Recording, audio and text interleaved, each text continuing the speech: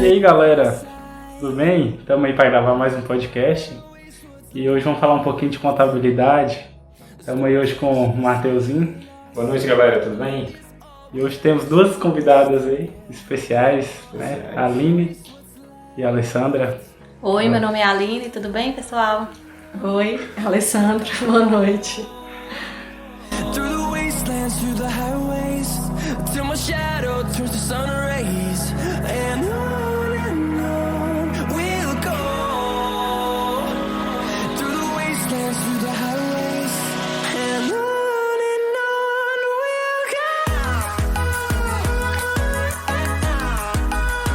Decidimos fazer esse tema sobre contabilidade porque está próximo aí da declaração de imposto de renda, que inclusive foi adiada de novo, né?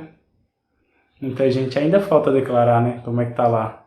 Sim, ainda tem muita gente, tem muita gente que ainda não procurou, que acaba deixando para a última hora, e tem muita gente ainda deixando, né? Porque tem alguma pendência e sabe que ainda tem prazo, deixando para finalizar no final.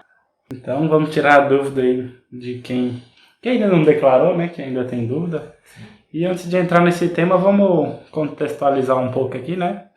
E vamos falar sobre a contabilidade. Vocês trabalham com contabilidade. Como é que é o papel aí de um contador? E por que ter um contador? Olha, o contador é importante porque ele que vai estar orientando, né? As empresas e até a pessoa física para estar prestando informações ao fisco. E não só também essa questão da parte do fisco, como também de qual a forma de tributação adequada para cada tipo de empresa, para cada tipo de contribuinte. Então, assim, quando as empresas elas são obrigadas a ter, né, um contador, então não se pode ter empresa sem ter um contador. Exceto o MEI, né? Porque o MEI ele está desobrigado de ter escrituração contábil. E a pessoa física, apesar de não estar obrigado a ter um contador, mas ele tem que fazer a declaração do imposto de renda, né? E é interessante ter esse auxílio de um profissional para evitar de estar caindo em malha, de estar fazendo algo errado. Né? Ou então também, às vezes, né, uma pessoa física que tem algum funcionário registrado como empregado doméstico, alguma coisa, também ele necessita do auxílio também do contador, né? Para estar calculando os impostos, fazendo as anotações na carteira também, né? É bom para acompanhar, né? Também Isso. Orientar. Esse negócio bacana, eu não sabia disso. Achava que era só para a empresa mesmo. Não, porque igual na pessoa física, né, tem algumas coisas igual, por exemplo, às vezes você é pessoa física, mas você tem uma empregada doméstica, que geralmente é o que mais acontece. Sim. Então, para assinar a carteira, tem alguns procedimentos, né, as guias de INSS, no caso hoje, que você faz, aí geralmente você precisa de um contador. Para fazer isso geralmente sozinho é um pouco complicado. São serviços igual a declaração de imposto de renda e essa parte da empregada doméstica, acaba que você pode fazer só. Só que às vezes, assim, né, se a pessoa não tiver um certo conhecimento, acaba acontecendo alguns erros que pode trazer multa, fazer recolhimento de imposto atrasado, ou, né, ou errado, né? Então o ideal seria você ter um auxílio, né? Se você não tem especialidade na área, que você procure auxílio de alguém especializado. E até para ganhar tempo, né? Exatamente. Vou lançar minha declaração aqui. Aí nunca sabe, não sabe que site que é e demora. Exatamente. Acaba achando que está economizando, mas perde muito tempo aí. E quais são aí os principais tributos brasileiros? Olha, a tributação brasileira, as empresas se enquadram, né, como Simples Nacional, lucro presumido, lucro real e lucro arbitrado, né? Então, cada empresa, de acordo com seu faturamento, de acordo, né, ela vai escolher qual tipo de tributação ela vai se adequar melhor, né? Então, aí, dentre esses 4 tipos de tributação, cada uma vai se encaixando nele. Agora, existem casos, né, de empresas que são obrigadas já a optar por alguns regimes. Igual tem empresas que elas já são obrigadas, por causa da atividade delas, já serem lucro real. Tem algumas que só podem ser lucro real ou lucro presumido, não pode ser optante pelo Simples. Então, assim, a empresa vem com uma intenção e também a gente tem que analisar a atividade dela, porque algumas elas já têm uma tributação obrigatória, específica, né, que ela tem que seguir. E o volume também, né, da empresa, que ela movimenta, isso também interfere? Não, aí assim, o que a gente fala que o ideal é procurar um contador, é porque a partir do momento que você quer abrir uma empresa, que você vai falar com esse profissional, qual o seu ramo de atividade, qual o faturamento, a quantidade de funcionários, a gente consegue fazer de certa forma esse planejamento tributário, orientando de qual tipo de empresa, né? Você pode estar abrindo, se vai ser, né, que a gente vai entrar às vezes em outro tópico, que vai ser a questão da pessoa, hora de abrir uma empresa, ela pode ser MEI, ela pode abrir uma empresa individual, né, que é uma empresa EIRELI, as sociedades, que tem alguns tipos também. Então, assim, hora que ele estiver de frente para o profissional, ele vai estar falando o que ele pretende, qual é a atividade dele, quanto que ele tem previsão de faturamento, se vai ter ou não funcionário, e com isso esse profissional ele consegue, de certa forma, encaminhar, esclarecer, vai ser esse tipo de empresa, essa tributação, e até essa tributação ela pode mudar, porque você escolhe ela anualmente. Então, por exemplo, às vezes num ano que você vai começar, o regime, você acaba fazendo essa opção de forma anual. Só que a partir do momento que você faz a opção, ela não, você tem que ficar com ela o ano calendário inteiro, né? Então, assim, a gente geralmente faz cálculos para saber qual a tributação vai enquadrar naquele tipo de atividade e com faturamento. O faturamento geralmente pode estar interferindo, sim. O faturamento ele vai influenciar mais na alíquota. Por exemplo, o Simples Nacional, de acordo com que esse faturamento vai aumentando, a sua alíquota vai mudando. Entendeu? Mas aí você continua sendo optante pelo Simples, mas aí sua alíquota vai mudando. Então, às vezes, não compensa você continuar naquela tributação pela alíquota que você está pagando. Porque às vezes o lucro é menor do que a alíquota, né? Exatamente. Compensa a empresa já mudar para o lucro. Exatamente, porque essas tributações do Simples Nacional, você paga o imposto sobre a sua receita, independente de se você teve despesa ou não. Enquanto o lucro presumido, ele tem uma tabela com atividades. Então, é como se o Estado, ele presumisse quanto que é seu lucro. Aí ele estipula alíquotas. E sobre essas alíquotas, você recolhe o imposto. E já o lucro real, que é apurado, né? Você vai apurar receita e despesa e vai pagar imposto realmente pelo que você está lucrando, pelaquela sobra, né? Digamos assim. E o arbitrado, que vai ser quando geralmente a pessoa, por alguma omissão, ele cai em alguma malha da receita, e aí a receita descobre, né, que ele estava omitindo receita, aí ele passa, o próprio Estado passa a estimar a receita da empresa. Por isso que a gente chama de lucro arbitrado, porque vai ser o Estado que vai definir de um caso mais qual o seu lucro. Especial, né? Isso é um caso especial.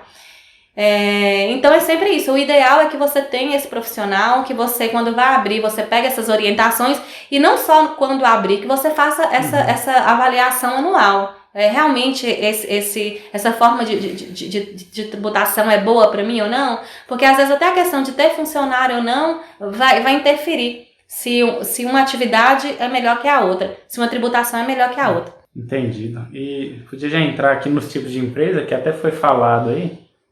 E quais são os principais tipos assim de empresas? Ou para quem está começando aí, por onde que a pessoa começa geralmente?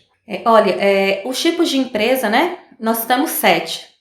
O primeiro é o MEI, que é uma forma simplificada de abrir CNPJ, mas que tem as restrições, né? Que o faturamento não pode ultrapassar 80 mil no ano e só pode ter um funcionário registrado. Né? Com um salário mínimo, a gente estipula que é o salário geralmente que o sindicato estipula para aquela atividade. Então, geralmente o pessoal começa aí, né? E no MEI, e tá começando. A gente até orienta, quando a pessoa ainda não tem, de certa forma, experiência no ramo, tá começando, né, a atividade, tá começando a empreender, às vezes o ideal é que comece com o MEI e faça essa experiência, porque o MEI também, mesmo sendo MEI, você pode desenquadrar e deixar de ser MEI e passar a ser a ME. É tanto que tem uma obrigação. Quando você atinge esse faturamento de 81 mil, você comunica para a Receita Federal que desenquadrou e passa a ser uma ME que entraria, né, que é uma forma também do Simples Nacional. Aí você pode optar, né, a partir do momento que você sai do MEI, se você vai ser um EI, ou se vai arrumar um outro sócio, vai fazer né, essas outras formas de empresas que existem, né? A questão do MEI também é porque ele já vem as atividades estipuladas. Então, né, quando a pessoa vai abrir o MEI, ela tem que olhar se aquela atividade que ela vai desenvolver, se ela enquadra como MEI, né? Então, não é toda atividade que você pode ser MEI. O governo já estipula quais atividades você desenvolve que pode ser enquadrado como MEI. E até porque o MEI também, de certa forma, ela foi criado para aquela pessoa que, de certa forma, que tem uma baixa renda. São, às vezes, aquela questão da manicure, o pipoqueiro. Então, às vezes, assim, se a pessoa já tem uma noção que o negócio dele vai ser maior e que realmente esse faturamento ele vai ser estourado, a gente já tira a opção do MEI e já tenta buscar outra atividade para ele. Agora, se é algo pequeno, às vezes um comércio de bairro, algo que está começando ainda, que não tem essa noção, o indicado seria o MEI mesmo, né? A outra opção é a empresa individual, que é quando a gente tem a empresa individual e a EIRELI, que é quando é uma única pessoa. Mas qual a diferença do individual para o EIRELI? Que a empresa individual, que a gente chama de EI, o sócio, o dono da empresa responde com o seu patrimônio. Então, em caso de falência, né, todos os prejuízos da empresa, se a empresa ficar devendo, ela tem que, acaba que o dono da empresa responde com o patrimônio, né?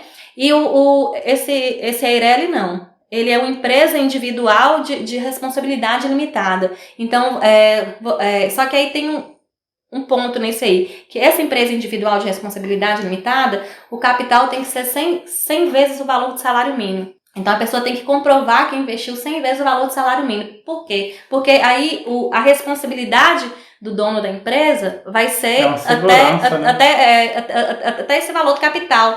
Então, é para dar essa segurança. Como o dono não responde com o seu patrimônio, então eles quiseram dar, de certa forma, essa segurança jurídica para que ele responda até esse limite de capital, mas que seja um capital maior. A sociedade empresária, que é uma sociedade que são mais sócios, né, de 2 ou mais sócios, e os sócios também respondem até esse limite de capital. Todas essas 4 empresas que eu Você citei... falou do microempreendedor? Falei. O empreendedor é o MEI. É o MEI. Não, e o empreendedor individual, como que é? É o MEI. É o MEI. MEI. Porque o MEI é o microempreendedor individual. E tem o EI. EI. A sigla é EI, que é a empresa individual. Empresa individual. E aí nós temos o EIRELI. EIRELI. E só tem só um dono, né? E o EIRELI, que é empresa individual de responsabilidade limitada.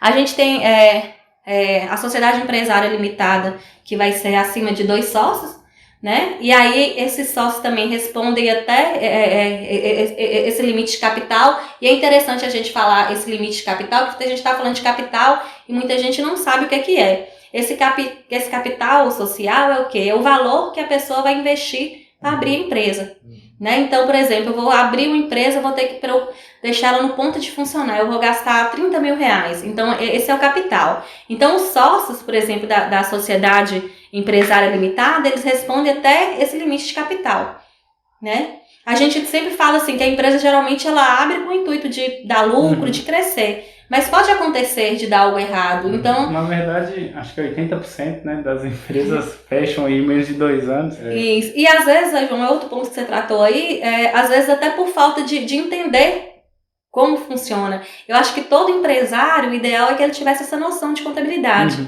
Porque o que a gente vê, principalmente em pequenas empresas, é que as pessoas confundem. A gente fala que quando tem uma empresa, você tem que separar o dinheiro, né? A questão da parte financeira. A parte pessoal da parte da empresa. Então, o ideal é que o empresário ele tenha um salário fixo e que o restante do dinheiro fique na empresa, para quando chegue no final do ano, que ele faça uma avaliação se teve lucro ou prejuízo, ele faça a distribuição do lucro como é que se fala? Distribua parte desse lucro e o restante ele usa na empresa para reinvestir, para, né? Fazer ela crescer. Fazer ela crescer. De certa forma, seria guardar, de certa forma, esse capital de giro. Uma eventualidade, né? Exatamente. E o que a gente vê, assim, que às vezes a pessoa abre e não tem essa noção. Então, enquanto tá entrando dinheiro ali, ela tá achando que aquele dinheiro é dele. E que ela tá recebendo ali, que ela tá gastando. Aí, quando chega lá na frente, né, que ela vem fornecedor para receber, precisa de reforma, máquina quebra, aí a pessoa começa a ver que ela tá sem recurso. Outro ponto é a questão do funcionário. A partir do momento que você tem funcionário, você tá gerando... a gente fala de passivo, né? A gente está gerando despesas ali. Então, o que vai acontecer? Lá no final do ano, você vai ter férias para pagar, vai ter 13º. Então, o ideal é que a pessoa se programe isso aí de forma mensal para quando chegar no final do ano, não seja algo imprevisto, já seja algo que ele está planejando ali durante todo o ano. Eu acho que o que quebra e complica a maioria das empresas é isso aí, ó. Exatamente. Porque ela vê o dinheiro entrando, mas ela não vê esse balanço. Tipo assim, quanto que tá entrando e quanto tá saindo. Ou então deixa de pagar alguma coisa, né? Ou deixa de separar para alguma coisa que vai precisar no futuro, para pagar uma conta pessoal. E aí a empresa acaba diminuindo, vai consumindo o capital. E é tão importante também do ponto de vista que eu acho também que é uma falta, às vezes, da formação de preço de venda. Porque às vezes ela não considera ali para o cálculo do preço de venda só aquele valor que comprou essa mercadoria, só o custo. Mas ela tem que olhar que às vezes ela paga um aluguel, ela vai pagar o escritório de contabilidade, um frete. Então ela tem que saber montar esse preço de custo, porque não vai ser só o valor ali que ela recebeu, que ela tem que contar, que ela vai ter que pagar. Tem toda aquela despesa envolvida. E, logicamente, o lucro que ela quer ter em cima daquela mercadoria, sem deixar de olhar o mercado, né? Para também não colocar um preço absurdo que sabe que o mercado não vai adaptar. Atender. Então, para quem está querendo abrir empresa aí, é bom conhecer um pouco, né? Assim, empresa pequena, o dono geralmente tem que saber de tudo, né? Exatamente. Tem que saber de informática, de contabilidade, de qualquer BO que aparecer. E você não tem essa atitude de tentar, né, buscar o conhecimento e não parar, a empresa acaba fechando, não tem jeito. A gente tem também a sociedade simples. Essa sociedade simples, ela é registrada em cartório, geralmente é registrada em cartório, ela já não é geralmente um registro feito na junta comercial, elas geralmente são para essas empresas a gente fala de profissão, a gente chama de profissão regulamentada, que são as profissões que médico, dentista, que geralmente hoje geralmente a junta comercial já aceita, né, que a gente faça registro de algumas atividades que antes eram proibidas. Por exemplo, uma empresa médica, por exemplo, antes ela só era registrada em cartório. Hoje, em algumas situações, a gente consegue já fazer esse registro na junta comercial. E temos agora a SA, né? Que a SA são quando são vários sócios, esses sócios, a gente já fala, né? Que é anônima. Então a gente não sabe, a gente não conhece aí que são os as sócios. Empresas que estão em capital em bolsa. Né? Exatamente, né? A gente vê muito, assim, é mais comum o pessoal ver bancos, essas empresas maiores. E um tipo novo que está surgindo agora, que eu até tentei trazer algumas informações, mas eu até não consegui contato com a junta, é a sociedade limitada unipessoal, que ela é uma forma também, ficou estranho essa questão de sociedade de uma pessoa, mas ele é o estilo Eireli. É uma pessoa só que vai constituir a sociedade, só que não tem aquela obrigação de limite de capital. Aí muitas empresas, como hoje a gente tem advogados, a OAB, por exemplo, já faz esse tipo de registro. Entendeu? Então, é uma empresa, né, de uma profissão regulamentada que não tem esse limite de capital e que geralmente tem um conselho que vai orientar, que vai informar sobre esses registros. Eu até tentei buscar informação na junta, como que está sendo esse registro, porque os casos que eu já vi foi só de escritório de advocacia, para ver se já tendo esse registro, que foi uma lei criada em 2019. Entendi. E dessas empresas aí, qual que é o mais usual, geralmente? Geralmente é o Eireli, o EI, e a Sociedade Empresária Limitada. São os mais comuns. O EIRELI, geralmente a dificuldade é essa questão do capital, pelo fato de ser esse capital muito alto, e a questão do MEI. Né? Então, esses 4. Mas o EIRELI ainda está começando. É algo novo também, apesar de ter um tempinho maior, né, que está aceito, mas o fato de ter esse capital muito alto acaba, assim, muita gente não optando por esse tipo de empresa. Não tendo condições, né, na realidade, de optar por esse tipo de empresa. De iniciar, né? De iniciar. No início, a empresa tem muito... É reduzido, né, o capital. Exatamente. Você está começando, não sabe se vai dar certo. Exatamente. Se vai gostar. Alguma dúvida aí, Matheusão? Uma pessoa, digamos que uma pessoa vai lá, vai montar uma loja de roupa, né? Ela não sabe se vai dar certo. E digamos que dê certo. Ela começou com um MEI, né? Aí tem um limite de valor, né? E ela ultrapassa esse limite tipo no meio do ano. Aí como é que o que ela tem que fazer? Olha, o ideal nessa parte aí do que a gente às vezes fala, sabe se vai dar certo ou não, a gente orienta sempre assim. A gente tem o Sebrae, que o Sebrae ajuda bastante para quem está querendo abrir a empresa. O Sebrae tem muitos cursos, né, no site, como eles podem estar orientando no plano de negócios. Isso aí vai estar ajudando nessa questão do abrir ou fechar. Mas no caso o MEI, ele estoura esse valor, a lei ela determina que se o faturamento estourar até 20%, né, desse valor de 81 mil, a pessoa vai desenquadrar no ano seguinte. Então, por exemplo, em junho você descobriu que você vai estourar esse valor. Mas esse valor não ultrapassa os 20%. Você vai lá, comunica para a Receita Federal que você estourou, e aí você vai desenquadrar em janeiro do próximo ano e recolher a diferença do imposto. A diferença que ultrapassar esses 20%, você vai estar recolhendo esse imposto em janeiro. Né? Exatamente. Agora, se você for desenquadrar e extrapolar esses 20% a mais, você tem que retroagir e recolher o ano todo.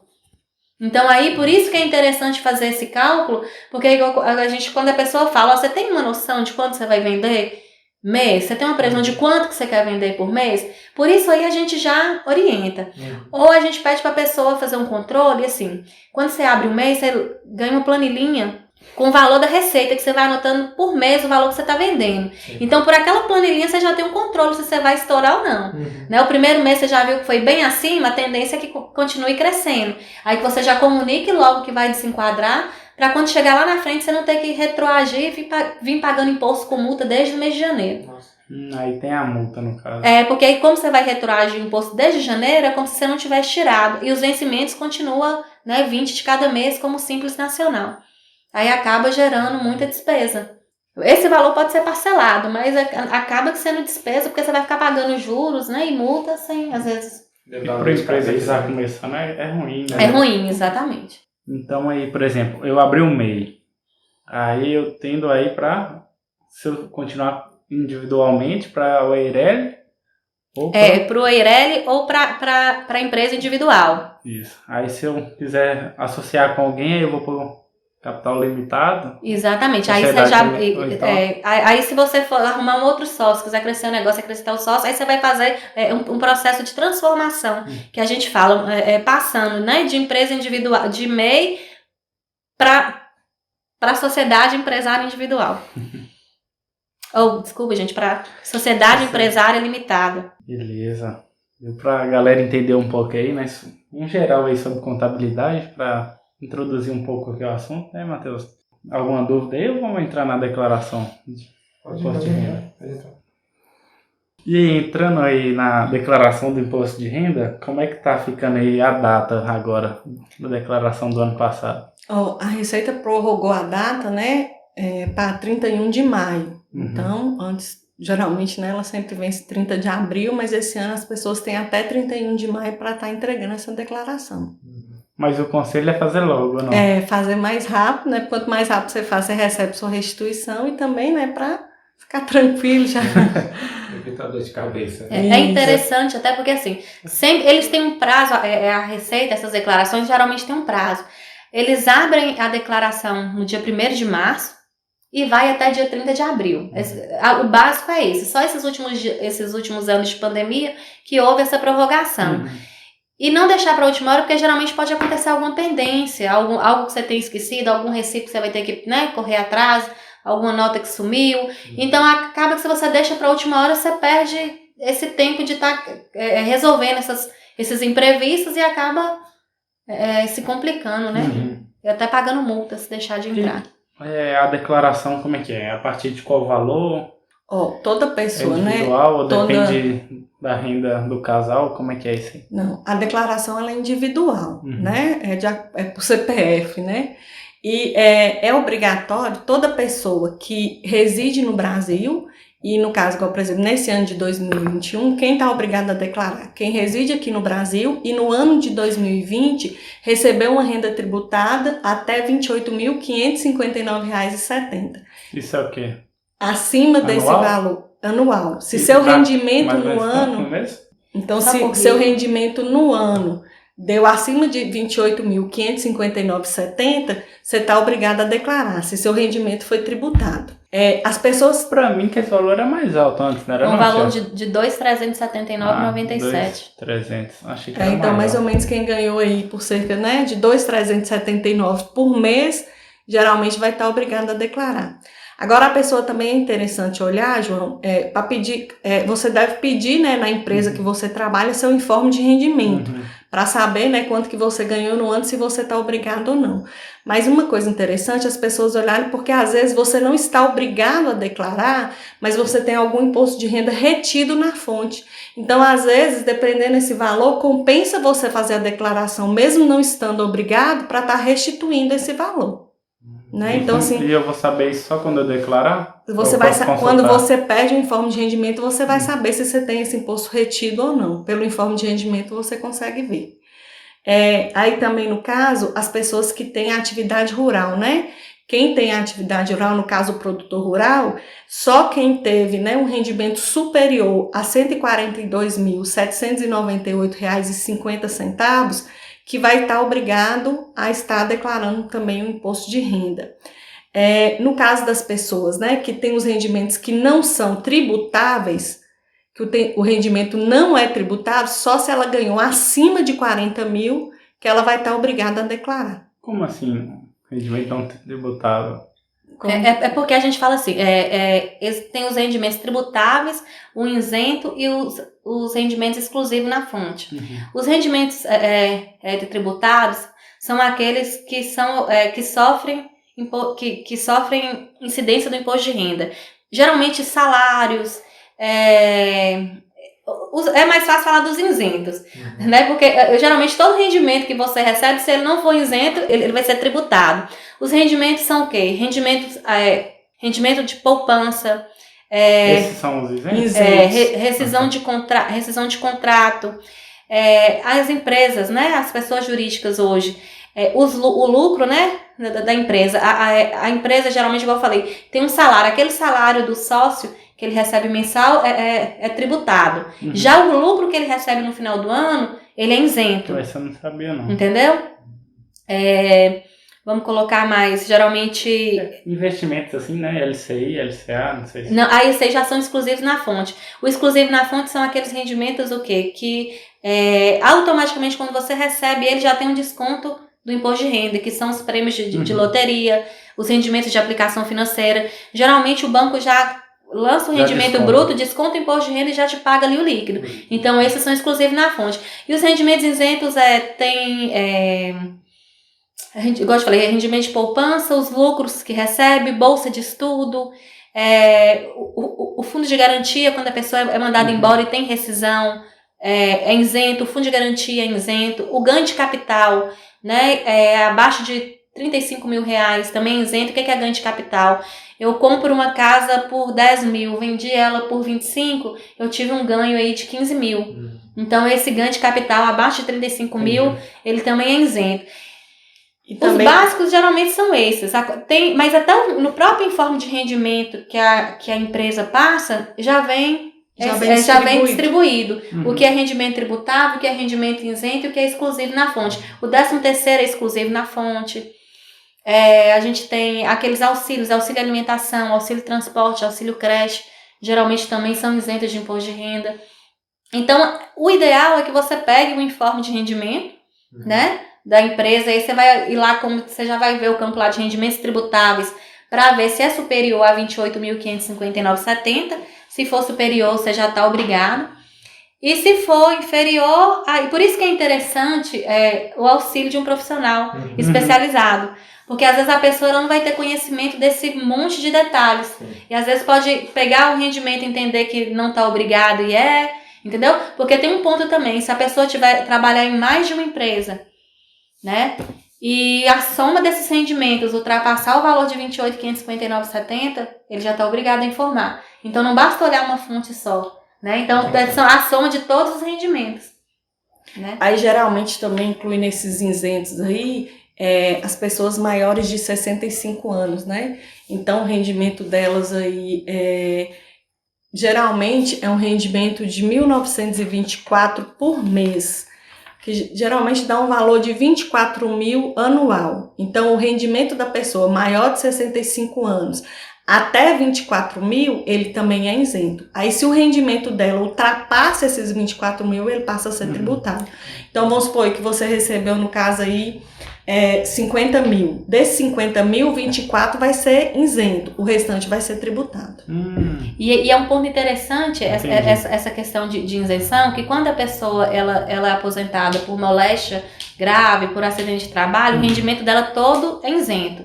Já se você aposenta, né, por tempo de contribuição ou por idade, e aí você vai ter esse limite de isenção. E o que está acontecendo muito? A pessoa tem várias fontes pagadoras. Trabalha em vários, aposentou, por exemplo, INSS, aqui a gente tem o Imprensaf, por exemplo. Quando ela recebe de duas fontes, cada fonte utiliza aquele limite de 24.000, porque teoricamente ela não sabe que você tem outra renda. E aí quando você junta isso aí, a hora de fazer o imposto de renda, a pessoa acaba sendo tributada novamente, porque ela estava isenta, né, em cada órgão, em cada CNPJ, mas a hora que juntou isso durante o ano, ela vai ter o desconto só do valor único de 24.000. Então, aquele outro valor que ela estava isenta, que ela não pagou imposto durante o ano inteiro, ela vai pagar no ano seguinte. Então, acontece muita gente mesmo, que às vezes não paga imposto durante o ano, e quando chega na hora de fazer a declaração de imposto de renda, acaba pagando um valor muito alto de imposto. Exemplificando isso aí, é como se fosse assim, você trabalha, por exemplo, para o Estado, e você tem um rendimento de 30.000. Por exemplo, vamos pôr uns 40.000 de rendimento. E aí você também trabalha para a prefeitura e tem um rendimento, vamos supor, dos 50.000. Então, na hora que você pega o informe de rendimento de cada um, lá vai ter 24.000 isento em cada informe de rendimento. Só que na hora de chegar lá, você vai ter que somar os 50 com 40, então seu rendimento vai ser 90.000. E desses 90.000, só 24 é isento, o restante vai ser tudo tributado. E além de casa. Exatamente. E acontece muito também até da pessoa que paga imposto, porque quando a fonte pagadora, ela olha o seu salário para distribuir as alíquotas, né, do imposto de renda. Hoje as alíquotas de imposto de renda é 7,5, 15, 22 e 27,5. Então, por exemplo, às vezes em uma empresa você tá pagando, você recebe ali o salário, tá pagando 7,5, e na outra você tá pagando 15. A hora que soma os dois rendimentos, que ultrapassa o limite lá da tabela, aquele que você recolheu 7,5, você vai acabar recolhendo a diferença. A hora que soma, por exemplo, a tabela lá fala que até 28, vamos pôr, até 30.000, não tô com a tabela aqui em mãos, mas, por exemplo, até 30.000 seria a alíquota de 7,5. Então, aquela fonte descontou 7,5, mas na hora que somou as duas fontes deu 80.000, e 80.000 já entra na alíquota de 27,5, você tem que recolher a diferença, que você pagou a menor. Então, por isso, muita gente, às vezes, quando tem duas fontes pagadoras, você geralmente paga imposto. Geralmente paga imposto, é uma coisa muito séria. Outra coisa interessante também nessa questão, a gente até talvez vai falar na frente, que são a questão dos dependentes, né? Dependentes são aquelas pessoas que você lança na sua declaração, que podem ser seus filhos, né? Os pais também, né? Tem muita gente que lança os pais como dependente. Então, a pessoa tem que estar atenta. Os pais, porque realmente tem que esse caráter de dependência. Às vezes, se o pai depender de você, né? Às vezes, assim, ele pode, assim, ele não pode ter rendimento, né? Superior a 24.000. Ele não pode ter rendimento superior. Eu vou confirmar o valor aqui certinho para passar. Então, se comprovar que esse pai não tem rendimento suficiente para manter e que você ajuda a manter, né, os pais, você pode estar lançando.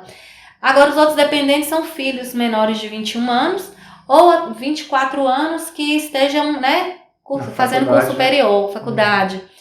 Ou então, então curso técnico. Ou que você tenha, igual, por exemplo, pode ter irmãos, sobrinhos, mas que tenha a guarda judicial. Você tem que ter o documento judicial para colocar como dependente. Aí para essas pessoas isso aí pode ajudar a diminuir. Isso, Diminuir só o imposto. fato da pessoa morar na sua casa, mas se você não tem um documento judicial que comprove que você tem a guarda dela, você não pode lançar. Outra coisa é que eu ia falar essa questão assim, e essas pessoas que você coloca como dependente, você tem que observar também se ela tem renda, porque se ela tem a renda, você tem que declarar também a renda desse dependente. E uma coisa a se atentar também é que esse dependente, principalmente acontece no caso de pai ou mãe, dependendo do rendimento que ele tem, ele não pode ser seu dependente, porque o rendimento dele ultrapassa o valor isento. Entendeu? Então, ocorre casos, né, da pessoa ter aquela pessoa como dependente, ajudar a quitar as despesas dela, mas na hora que pega lá a aposentadoria que ela recebe, o valor que ela recebe de aposentadoria é superior a 22.876. Então, ela não pode entrar como dependente da pessoa. Entendi. Então, a pessoa que ganha um salário, ela não precisa se preocupar, se for só isso, né? Se ela ganhar só um salário por mês, ela não está obrigada a declarar. Nesse caso, eu acho que, eu não tenho certeza, mas acho que de vó entra nisso. Que acho que vó é dependente, né? Aí ele ganha até um salário, eu não sei se ainda está como dependente. Aí no caso... Aí dá para fazer junto, né? Na declaração. Isso, exatamente. Isso, entendeu? Porque o rendimento dele, como é um salário só, O rendimento, e ele é maior de isento, 65 anos, o rendimento dele é isento, entendeu? Aí o que acontece? Nesse caso, se o rendimento dele for um pouco maior e ultrapassar esse valor, aí a Receita não aceita colocar ele como dependente. Entendido. Tem que ficar Muita esperto, coisa, né? sim. Outro ponto que eu queria tocar, que eu achei interessante, essa hora que a gente falou muito assim, de lançar os rendimentos. Aí a pessoa fica...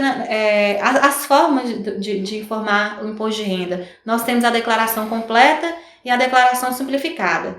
A completa é quando a pessoa ela vai ter despesas que vai abater no imposto. Né? E quais são essas despesas?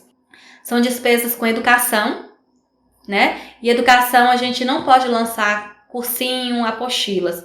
Geralmente é escola particular, né? Escola particular, faculdade. E ela tem um limite. Algum curso entra? O curso técnico pode entrar, só que tem um limite. O limite da despesa com educação é R$ 3.561,50 por dependente. Então, se a pessoa, por exemplo, paga uma faculdade de R$1.000, vai pagar no ano o valor de 12.000, ela só vai poder abater no imposto de renda o valor de R$ 3.561,50. Despesas com saúde. Despesas com saúde, a gente vai entrar aí exames, fisioterapia, psicólogo. Isso aí ela tem que ter uma nota disso? Como é que é? Ela pode ter um recibo do profissional, mas esse recibo ela tem que estar atenta, porque tem que constar o CPF do profissional. Ou então, se for uma clínica, né, que já tem a nota fiscal, ela pode ter a nota fiscal. Ela tem que ter ou a nota fiscal ou o recibo que conste o CPF ou o CNPJ, né, de quem prestou o serviço para ela. Precisa ter o nome dela. Hoje, inclusive, na nota fiscal e no recibo, é obrigatório você colocar para quem prestou o serviço. Igual, por exemplo, se eu vou no dentista e estou pagando para ele o tratamento do meu filho, ele tem que colocar referente tratamento de fulano de tal, porque acontecia muita pessoa ir lá, pega o recibo no meu nome. Então a Receita Federal fez o quê? A pessoa que vai dar esse recibo, ele é obrigado a constar de quem é aquele tratamento, inclusive na hora de lançar no imposto de renda daquele profissional de saúde, por exemplo, ele coloca o CPF de quem pagou e para quem que prestou o serviço. Então a pessoa tem que ficar atenta assim, porque às vezes ela vai lá, por exemplo, igual nesse caso, eu vou com meu filho no dentista, a nota é no meu nome e lá na descrição vai constar que foi prestado o serviço para ele. Se ele não for meu dependente, eu não posso lançar a nota. Então a pessoa a nota então não serve como despesa, entendeu? Ela só vai servir como despesa se a pessoa para quem está descrevendo que o serviço foi prestado for meu dependente. Se não for, não. Isso. Plano de saúde. Aí a questão da saúde. Muita gente fica com dúvida. Geralmente, procedimentos estéticos não podem ser abatidos no imposto de renda. É um ponto. Então, assim, são coisas assim que igual da educação, porque a pessoa às vezes vai ter aula de balé, geralmente o que de certa forma a Receita Federal entende que não seria essencial, eles não deixam que seja abatido no imposto de renda. E a questão de saúde, por exemplo, se você conseguir comprovar que aquele procedimento, né, que de certa forma não seria estético, mas seria pela saúde, né? No caso, por exemplo, cirurgia plástica é algo para a saúde, você consegue abater no imposto de renda. Se for algo só estético, não pode abater. O plano de saúde abate? O plano de saúde abate. Plano de saúde, plano de previdência privada. Só que o plano de saúde. Agora, o plano de saúde é interessante uma coisa. Acontece essa mesma questão. O plano de saúde hoje, quando ele te passa um informe de rendimento, ele discrimina a despesa por CPF. E é o que a Alessandra falou. Por exemplo, você paga. Tem lá, né? No plano, a esposa, né? O marido e a esposa. E o que acontece? Se eles não constarem como dependente, você só pode aproveitar o valor pago por dependente. Se você tem um filho lá, mas ele não é seu dependente, mesmo que você tenha pago aquela despesa, você não pode aproveitar para bater seu imposto de renda.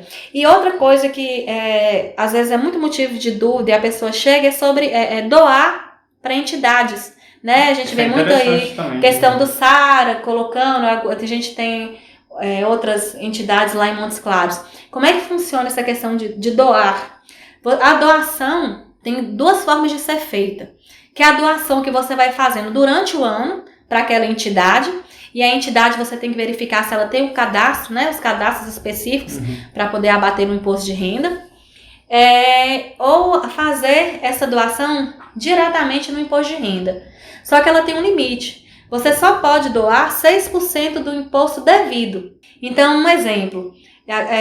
Se a pessoa ela está restituindo... E outra coisa, geralmente, para você fazer essa doação e abater no imposto de renda, você tem que fazer pela declaração completa.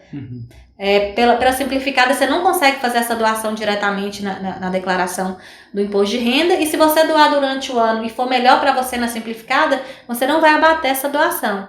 Né?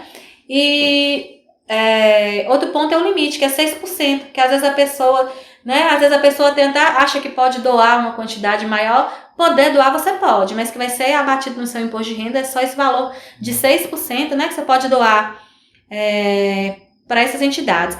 E quando você doa diretamente na declaração do imposto de renda, você não consegue doar para aquela entidade específica. Você doa geralmente por fundo municipal, por fundo estadual ou por fundo federal. E esses fundos que vão determinar as entidades que vão receber, direcionar. Você pode até solicitar um ofício, mandar um ofício falando que você doou e queria que aquele valor fosse destinado à entidade tal. Você pode fazer nesse sentido. Mas sempre atentando a questão do limite, porque às vezes acontece a pessoa... né, querer doar e chega lá, às vezes não pode porque não tem imposto devido. E você não pode doar aquilo que foi retido lá. Você vai doar aquilo que você vai pagar. Você só pode doar o que você... Na hora que apura a sua declaração, você só pode doar. Se na hora que fez a apuração você tem que pagar imposto ou você tem restituição. Aí da sua restituição... você vai pagar. Agora, aquele imposto que está retido, que você não conseguiu receber ele de volta, você não pode fazer doação. Outra coisa quanto à questão aí do plano de saúde que a Aline citou, né? O marido paga para a esposa e para os filhos. E, no caso, se eles não forem independentes, você não pode usar. Mas, igual no caso, se eles fizerem declaração própria, igual às vezes a mulher ela tem uma renda que ela faça a própria declaração. Ela pode estar usando esse plano de saúde e jogando na declaração dela. Na dela. Eles não olham, a Receita Federal, eles não vão olhar quem pagou a despesa, mas sim quem está utilizando o serviço. É um ponto que eles falam bastante. Outra questão interessante também, né, Aline, na questão, e a gente vai falar mais na frente, que são a questão dos bens, né, os bens, né, na declaração de imposto de renda, você tem lá seus bens e seus direitos, né, onde você declara tudo aquilo que você tem no seu nome, um carro, uma moto, uma casa, uma terra, né, geralmente às vezes surge a dúvida também do casal, né, se tá no meu nome, né? Então, quando você, no caso o casal, você pode colocar em uma das declarações, mesmo que, por exemplo, às vezes está no meu nome do meu esposo, mas às vezes eu quero colocar tudo na minha declaração. Isso não tem problema, porque no caso a gente fala que são bens comuns ao casal, né? E aí o importante é que lá na hora que você vai preencher a ficha da declaração, lá consta se você possui cônjuge ou companheiro e o CPF. é interessante associar essas declarações e na própria, no momento de descrever, né, pô, que é referente, tá em nome tal de fulano. Comprovar, né? Realmente ter essa comprovação. Só perguntar aqui, tia, esse negócio, por exemplo, de declarar seu patrimônio, tem alguma diferença? Sim. Não, receita? é justamente isso que a gente fala. Geralmente, as pessoas elas têm um receio muito grande de declarar os bens. Tem gente que até declara, tipo assim, tem uma casa que vale tanto, declara menos, eu não sei o correto, interfere. inclusive hoje a Receita, ela vem, né, igual a declaração hoje, ela já pergunta se, por exemplo, o imóvel, se ele é registrado no cartório, já pede a matrícula, já pede a data de aquisição. Por enquanto, esses campos são só informativos, não é obrigatório, mas a tendência é que daqui a algum tempo, sem essas informações, você não consiga entregar a declaração. O fato de você informar um bem, ele não aumenta nem diminui o que você vai pagar de imposto. Pelo contrário, a gente aconselha, né, e orienta a pessoa a declarar os bens que tem. Por quê? A Receita Federal, ela orienta o que a gente chama, na declaração, a variação patrimonial. Vamos supor, você ganhou 50 mil no ano e você adquire um bem de 100 mil. Então, de onde você tirou 50 mil para adquirir esse bem? Então, às vezes, o que aconteceu? Você tinha um carro, por exemplo, a gente faz muito isso. Você tinha um carro, aí você vende seu carro antigo e usa o valor do carro antigo para dar entrada no carro novo. E às vezes sua renda não cobre aquilo. Aí você não lançou o carro velho, que justificativa você tem? Entendeu? Então, o interessante de você lançar os bens, porque quando você faz desfazendo dele, essa renda que você tem como justificar de onde essa renda está vindo. Ou então, até na aquisição de um bem mais caro, que sua renda não faça cobertura, você justifica. Igual, por exemplo, às vezes uma caderneta de poupança. Você vem uma vida toda juntando aquele dinheiro na caderneta de poupança. Aí você tira aquele dinheiro e adquire um bem. No ano, você não recebeu o rendimento para aquilo, mas você tinha sua caderneta de poupança que justifica o que você está adquirindo. Entendi. Então a pessoa ela não precisa ter esse medo de estar lançando os bens dela, né? Que no caso aí os bens e os direitos, caderneta de poupança, aplicação, porque isso não vai influenciar na quantidade que ela vai pagar de imposto ou que ela vai receber na restituição. O que a Receita Federal ela avalia é justamente se a pessoa tinha condições de adquirir aquele bem. Então, se você tem a renda para cobrir aquilo que você está comprando, né? Que é o correto, né? Você tem seu trabalho, você tem a renda, né? Lista, então não tem problema nenhum, você vai adquirir os bens. E é comum isso. Então não tem essa preocupação de que eu vou lançar e que eu vou pagar mais. E outra dúvida que você falou quanto ao valor. O valor que você deve informar do bem é o valor investido. Igual, por exemplo, eu paguei numa casa 50 mil. Essa casa hoje está avaliada em 200 mil. Você vai lançar os 50 mil, que foi o valor que você investiu. É igual as formas de pagamento. A gente tem em caso de, né, consórcio, a pessoa tem que lançar os consórcios, tem que lançar o financiamento. E o que a gente lança? A gente lança os valores pagos durante o ano. Porque é aquela questão, a Receita vai olhar o quê? Se o que você pagou, você tinha renda que cobrisse aqueles valores que foram pagos durante o ano. Então a gente vai lançando os pagamentos efetuados durante o ano. Lançar, porque se você precisar lançar tudo de uma vez, aí vai... Exatamente, aí você acaba... o consórcio, né? Então a Receita vai entender que você adquiriu aquele bem, mas você está pagando todo mês aquela prestação. Então o que tem que adequar a sua renda é a prestação que você está pagando. Outra coisa interessante também na questão de pôr o CPF do cônjuge é justamente isso. Porque às vezes também o bem que você está adquirindo, né? É junto com ele. É junto com ele, né? Eles falam você muito... tem uma renda e o seu cônjuge também tem essa renda, né? Eles falam que é interessante nessa questão dos bens até avaliar o tipo de regime de comunhão de casamento. Porque se, por exemplo, hoje o mais comum é a comunhão parcial de bens. Então, nesse fato de comunhão parcial de bens, tem os bens adquiridos após o casamento que são comum ao casal. Já, por exemplo, no regime de separação total de bens, é como se cada um tivesse seu bem. Aí não tem o que falar de lançar os bens conjuntos. Cada um vai lançar o que tem. Aí cada um tem que ter a renda que justifica. E tem a renda que justifica aquele valor. Já lançou? Vai alguma vez? Imposto de renda? Já declarou? E um outro ponto que eu acho... Outro ponto que eu acho importante falar é quanto ao auxílio emergencial, que muita gente está aí na dúvida. É verdade. Quem recebeu o auxílio emergencial não está obrigada a declarar o imposto de renda só pelo fato de ter recebido o auxílio, não. Mas o que vai acontecer? O contribuinte ou seus dependentes, né? vão ter que lançar no seu imposto de renda o valor que recebeu do auxílio. Então ele vai entrar no site lá do Ministério da Economia e tirar isso em forma de rendimento. E se o valor, né, o rendimento, os rendimentos tributáveis que a gente já falou anteriormente, for superior a R$ 22.847,76, ele vai ser obrigado a devolver esse auxílio que ele recebeu, porque ele vai ter recebido de forma indevida. Então, esse cuidado. Estou obrigada a declarar só pelo fato de ter recebido, não. Mas no momento que você informar seu rendimento tributável, sem a soma do auxílio, ultrapassar o valor de R$ 22.847,76, você tem que fazer essa devolução do auxílio e em cota única. Automaticamente já vai sair a guia para você estar pagando esse valor integral. Outra coisa também, né, igual a Aline citou aí, se você é o titular, às vezes, por exemplo, você não recebeu o auxílio, por exemplo, eu sou obrigada a declarar, eu não recebi o auxílio, mas o meu filho é meu dependente e recebeu o auxílio. Se eu colocar ele como dependente na minha declaração, ele é obrigado a devolver o auxílio em parcela única. Se passar do valor, né? Se passar do valor. Dos passados o valor de 22.847. Mas se eu estou obrigada a declarar... É porque você está obrigada. Eu estou obrigada a declarar. Tipo assim, eu estou obrigada a declarar. Então, eu recebi acima dos 22 mil. E eu lanço o meu filho como dependente na minha declaração, o meu filho é obrigado a devolver o valor do auxílio. E isso é notificado automaticamente. Na hora que você transmite a declaração, a Receita Federal já notifica e a hora que você imprime, já sai uma guia no nome da pessoa que recebeu o auxílio com o valor total para ser pago. Já chega bonito.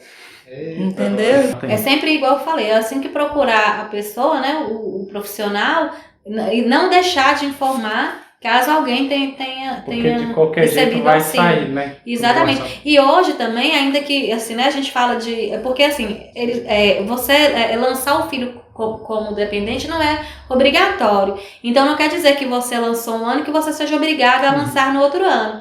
Mas é uma coisa, assim, de hoje a Receita Federal meio que ela tem controles, né? Então, assim, às vezes também assim, a pessoa tem essa preocupação também de não é obrigado a lançar de um ano para o outro. Mas ter, de certa forma, essa coerência, né? Porque, assim, ela tira num ano, coloca no outro, então a gente não sabe também como é que vai ser esse controle. Atualmente, o que a lei fala é isso, você não é obrigado a utilizar esse dependente. Você não é obrigado a lançar todos os anos. Então, automaticamente, dá a entender que no próximo ano você possa lançar, mas tem a questão também de coerência. Como é que ele dependia um ano, no ano que recebeu o auxílio não depende mais, e no outro já vai depender de novo. Então, ter também essa coerência, né, do que seria o correto, porque na realidade a lei do auxílio tinha uma regra para ser seguida, né, e tinha um limite, a gente, de certa forma, sabia o valor de quem pode ou não, quem entraria ou não. Então, de certa forma, quando você pediu esse auxílio sem ter direito, você está acabando também burlando, né, essa legislação. Porque lá é bem claro nessa questão da renda, né? Se você tinha uma renda maior que esses 22 mil, ou era dependente de alguém que tinha essa renda, você não tinha direito ao auxílio, né? A gente também falou aí no início, né, na questão do prazo. Então, o que acontece? O prazo é nesse ano, né, até 31 de maio. E o que acontece se você não segue esse prazo, né? Se você deixa de entregar essa declaração até o prazo de 31 de maio, né? Então, aí a Receita Federal, você vai estar pagando uma multa, né? Que o valor mínimo dela é R$ 164,75 por cada declaração que você deixar de entregar. Ou então, ela pode ir até 20% do valor do imposto que você tem a pagar, né? Isso aí vai depender... Então, se eu não declaro... A multa mínima é R$ 165,74. 164,75. Eu acho que a minha renda não entraria. E fico 2, 3 anos. Aí geralmente acontece assim. E aí eu vou declarar. Cancela o seu CPF. Geralmente aí eu dependendo. tenho que pagar a multa desses anos? Isso. Geralmente quando você fica 3 anos, se você está obrigado, geralmente uns 3 anos, aí ela bloqueia seu CPF. Se você tiver obrigado 3 anos e não declarar, ela bloqueia seu CPF. Aí você tem que vir entregar a declaração desses 3 anos, você vai pagar uma multa, né? No caso, se for a mínima que você for obrigado a pagar, vai ser 3 multas de R$ 164,75, e aí vai ter que ser apurado também. Se der imposto, você vai ter que recolher o imposto com juro e com multa, né? Isso. E aí a multa, às vezes, é que a gente coloca a multa mínima é essa de R$ 164,75. Mas se você paga imposto, é 20% do imposto devido. Até 20% do imposto devido. E outro ponto, a Alessandra falou de 3 anos, mas hoje não. Eu já tive casos lá da pessoa ficar 1 ano sem entregar, e aí a hora que geralmente trava esse CPF, aí seu CPF fica pendente de regularização. Você não consegue. A hora que você Trava vai. sua conta bancária, você não consegue sacar, você não consegue movimentar nada. Aí, entendeu? Aí Então geralmente a pessoa vai descobrir quando ela for travada. Exatamente. Geralmente a pessoa vai no banco para fazer algum procedimento, aí a conta tá travada, a hora que vai lá é o quê? Na realidade é problema no CPF. Geralmente, quando faz a consulta, fala que tá pendente de regularização. Aí quando fica mais tempo, aí eu acredito que pode ocorrer esse caso, né? Já de fazer esse cancelamento. Mas geralmente a pessoa consegue descobrir antes. A consulta do SPC deve aparecer também, né? Que essas lojas fazem ou não? Não, geralmente não. Mas aliás, se tiver pendente de regularização, sim. Porque a hora que ela digitar o CPF para consulta, né, vai geralmente a aparece. pendência. Agora, sobre o que é essa pendência, nesse caso, não, entendi. Aí você só vai saber mesmo fazendo uma pesquisa na Receita. Eu percebi que muitos desses problemas é falta de informação mesmo, né? Das pessoas. Exatamente. Porque, tipo, eu tô aprendendo muita coisa aqui, eu tô ficando com medo, na verdade. Porque, tipo assim, se todo jovem soubesse disso, já começaria esse processo de declaração, né, das coisas desde cedo para não ter problema. Exatamente. E outro ponto que a gente fala também importante, assim, é que a pessoa às vezes fala assim, não, mas eu vou... Lógico que a gente sabe que às vezes acontece da Receita não descobrir, porque essa declaração de imposto de renda tem muitos dados que você vai se autodeclarar. Mas tem muita coisa que hoje é cruzamento de dados. Por exemplo, uma empresa que te faz um pagamento, ela às vezes já comunica para a Receita Federal de imediato que te pagou. Entendeu? A gente tem um documento que chama DIF, que as empresas entregam anualmente, que ela comunica todas as pessoas que ela pagou. Então, né? Então, assim, acaba que você acha que às vezes a Receita Federal não sabe quanto que você está recebendo, mas na realidade está sendo informado ali. Venda, compra e venda. Geralmente quando você compra uma pessoa, você fala assim, eu não vou falar que eu comprei não, mas a pessoa está informando ali que você comprou. E quando então, você assim, movimenta esse valor numa conta, alguma coisa assim, também pode pegar? O que a gente fala nesse sentido, a conta bancária é isso. A Receita Federal, ela tem acesso à sua conta bancária na hora que ela quiser, né? Ela pede ao banco, o banco é obrigado a fornecer isso. Então, é isso que a gente orienta a pessoa a olhar nessa questão, porque às vezes ela não informa formalmente o rendimento que ela tem, mas ela tem uma movimentação bancária muito grande. Então, isso às vezes, né, pode também, ela está se autodenunciando com isso. A gente tem até uns pontos que a gente já sabe que é ponto passivo de fiscalização, cartão de crédito. Os cartões de crédito informam, né, para a Receita Federal igual estabelecimento por tipo de bandeira. Então, a pessoa que não informa a receita do cartão de crédito, a Receita Federal já tem esse controle. Porque ela exige o quê? Que o próprio cartão forneça essas informações. Aí a pessoa às vezes tem um cartão de crédito altíssimo, paga cartão, fatura cara e não tem renda nenhuma. Assim, o que está acontecendo? Acontece.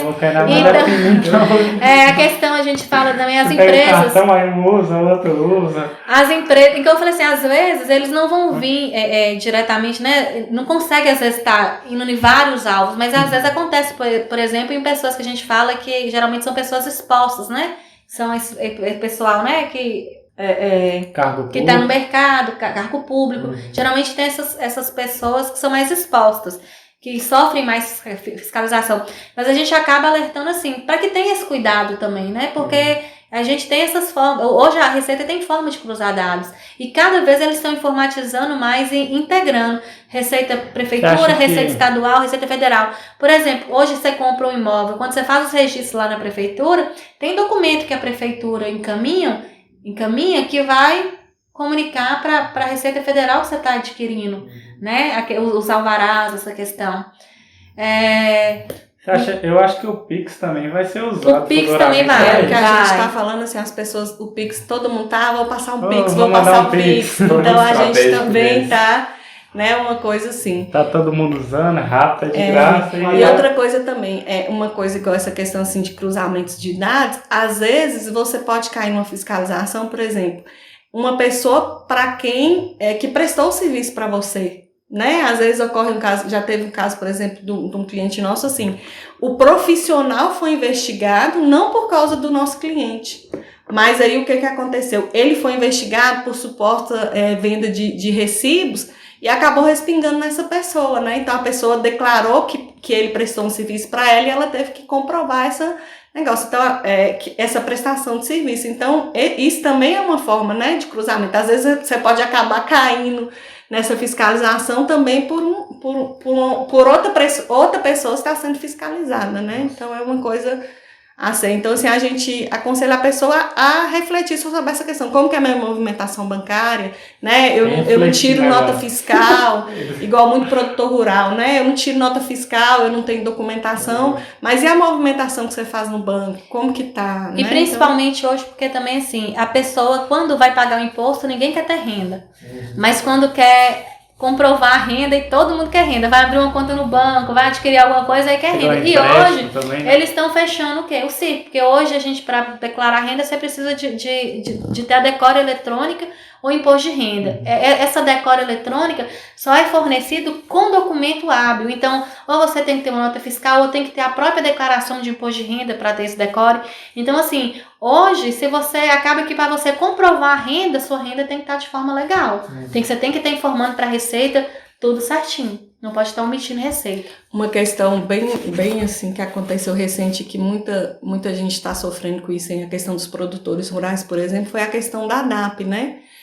No Brasil inteiro, muitas DAP foram canceladas, porque o que aconteceu? O produtor, na hora de fazer a DAP, ele declarou uma renda, mas aí na hora de comprar um carro, na hora de comprar um trator, ele informou outras rendas. Então, o que fez? Eles fizeram um cruzamento disso e muita DAP foi cancelada porque, às vezes, o produtor enquadrava num tipo de DAP com uma renda e na hora que puxou, por exemplo, ele comprou um carro, ele declarava que ele tinha uma renda de 20 mil, ele comprou um carro de 40 mil, né? Ou então, às vezes, o pai ali comprava um carro para um filho, para outro filho. Então, teve muita gente, muito produtor rural que teve a DAP cancelada por causa dessa distorção, né, nas informações. Para fazer a DAP, ele fez uma informação e a hora que eles vasculharam ele lá para saber tudo que ele tinha de carro, de tudo, não batia com a informação que ele deu. Então a DAP foi cancelada por isso. Então vamos declarar, né? Porque você ficar omitindo, uma hora A casa cai. A casa cai. Então é melhor declarar. E como seria aí essa malha fina, né, que o pessoal fala? O que pode acontecer com a pessoa que A malha não declara? fina é o seguinte, na realidade você cai na malha fina, geralmente é mais quando você declara. Então a gente fala assim, caiu na malha fina. Por quê? Você prestou a declaração para a Receita Federal, mas ela encontrou alguma irregularidade na sua declaração e ela pede que você apresente, né, os documentos e uma justificativa. Às vezes, por exemplo, você declarou lá que você pagou, às vezes, para um dentista. Um exemplo, um recibo. Então, ela quer uma comprovação. Às vezes, ela acha que o valor está muito alto, né? Ou então, por exemplo, às vezes você declarou, o dentista não declarou que recebeu de você. Então, às vezes, ela quer a comprovação dos recibos, né? Então, aí vai depender de cada fiscal. Qual documentação fiscal, principalmente você vai ter que ter o recibo ou a nota, né? Mas varia de cada fiscal que documentação. Ele pode exigir, por exemplo, um comprovante do pagamento, como um cheque, uma transferência. A gente teve caso até de pedir o orçamento, né? Então, isso vai variar muito. Mas, geralmente, é isso. Ele encontra alguma pendência e pede você para justificar. Acontece também, às vezes, igual a Aline citou, da DIF, né? Que é um documento que a empresa entrega para a Receita Federal falando quando que ela pagou para os funcionários. Então, às vezes, o funcionário esquece de informar alguma fonte pagadora, às vezes trabalhou em outros lugares e não informou. Então, aí você entrega com a renda, a Receita te notifica, né? falando que, tipo assim, você declarou que você recebeu 50, mas aqui eu sei que você recebeu foi 70. Então ela te informa e pede para você tá retificando. Igual acontece muito assim, esse pessoal que trabalha aplicando prova, por exemplo, pro Enem, essas coisas, esse valor que você recebe do Enem, você tem que declarar na declaração de imposto de renda se você tiver obrigado. Então muita gente às vezes entrega a declaração e esquece disso. Cai na malha por causa disso. O dependente, às vezes informa um dependente e a Receita encontra alguma pendência nesse dependente. Então ela te informa. Então a malha fina seria um erro na declaração. Um erro, ou de certa forma a Receita quer confirmar aquilo ali que você informou. Por exemplo, você lançou lá os dependentes, ela quer ter certeza se aquelas pessoas são realmente seus dependentes. Aí vão exigir o quê? Uma certidão de casamento, uma certidão de nascimento. Então, às vezes pode ser, geralmente a gente fala que pode ser indícios. Se ela achar que às vezes tem algum indício de algo errado naquela declaração, às vezes ela pode estar chamando você para comprovar, né, apresentar essa documentação, porque, como a gente fala, a declaração acaba sendo algo, como é que eu vou dizer a palavra aqui? Acho que é autodeclaração. Você vai ali e vai preencher os dados que a Receita, né, pressupõe que você está falando a verdade, tem os documentos que comprovam. Às vezes ela vai chamar para você para conferir aquilo ali que você lançou, se está tudo certinho, se você tem realmente aquela comprovação. Hoje também facilitou muito, né, Aline? Porque antigamente essa notificação ela já chegava pelo correio, né?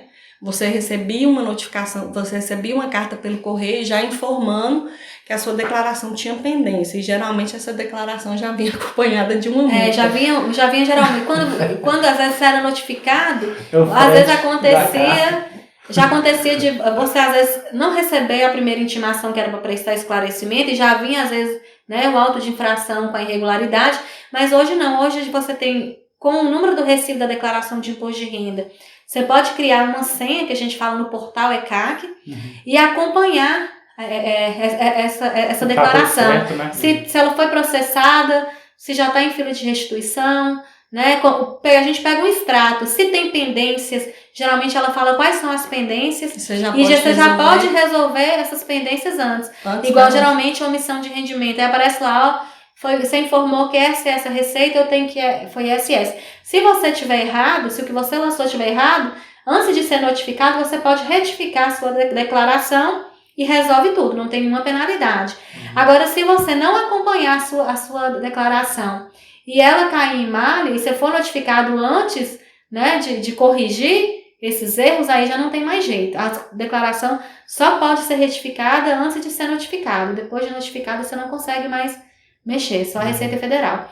E se você, por exemplo, deixou de... Aí, as penalidades que você falou, quando cai em malha. A própria Receita Federal, quando você cai em malha, aí ela faz essa correção. Por exemplo, se tiver um dependente que você não tem comprovação, não é de direito, ela vai corrigir a sua declaração, vai apurar o imposto e vai fazer você pagar aquela diferença de imposto, e às vezes com uma multa de ofício que é 75% do valor emitido.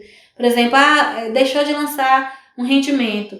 Aí lançou o rendimento, colocou, né, apurou o imposto e 75% do valor, né, do imposto foi...